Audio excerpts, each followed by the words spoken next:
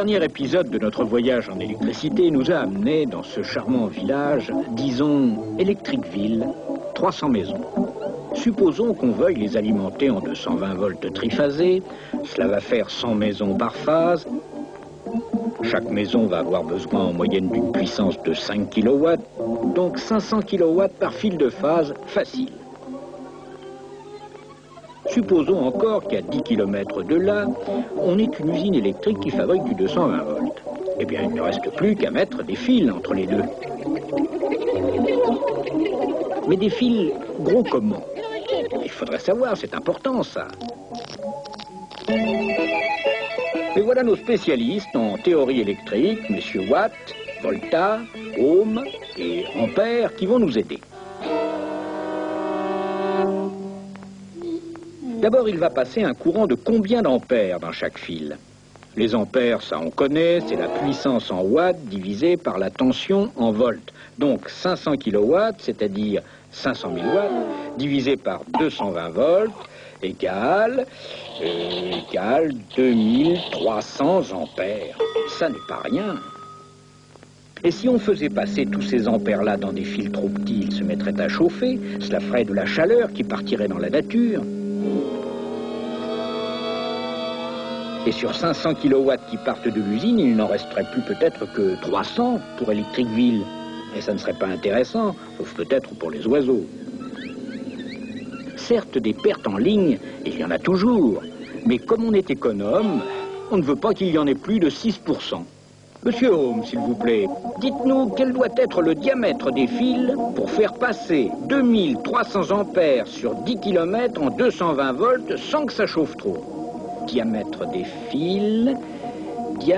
fils égale 15 cm. Et non, monsieur Ohm ne s'est pas trompé. C'est bien le diamètre des fils qu'il faudrait pour transporter nos 500 kW sous une tension de 220 volts.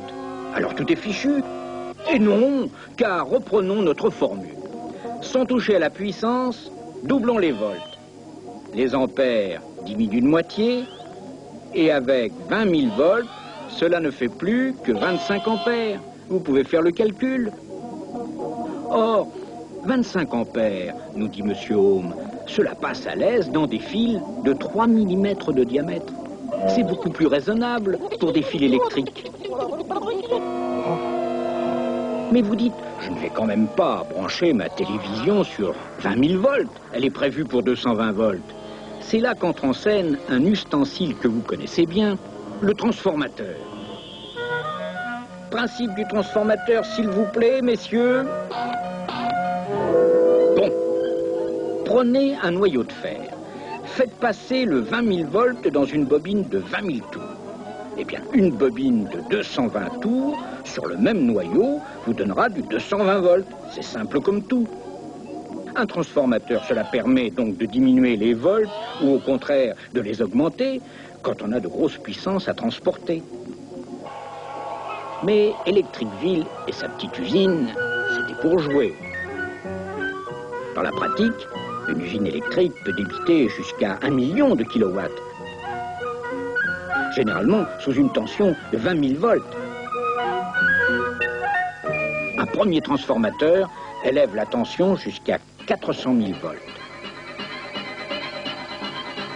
Ce réseau très haute tension, auquel d'autres centrales peuvent se raccorder, permet de transporter de très grosses puissances sur des centaines et des centaines de kilomètres. Pour alimenter une région, un transformateur ramène cette tension à 63 000 volts,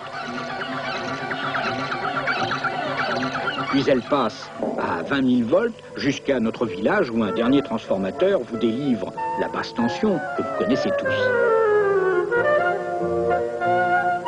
Tel est le principe de la distribution électrique. Mais avant de finir, merci à nos spécialistes que nous espérons revoir bientôt sur nos écrans.